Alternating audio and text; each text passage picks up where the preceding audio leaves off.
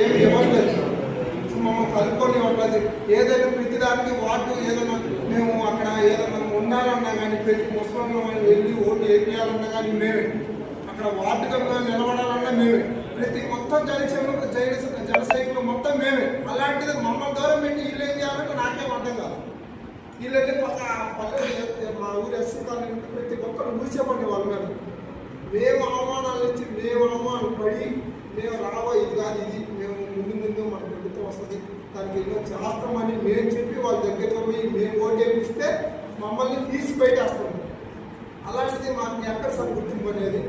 నేను పార్టీ నాయకులు పవన్ కళ్యాణ్ గారు అలాగే ఇన్ఛార్జి గెలుపు వెంకట్ గారు చెప్పినట్టు మేము చేస్తాం, ఓట్లు వేపిస్తాం, గెలిపిస్తాం. తర్వాత మమ్మల్ని ఎవరు పట్టించుకుంటారు సార్? ఎవరు పట్టించుకోరు సార్.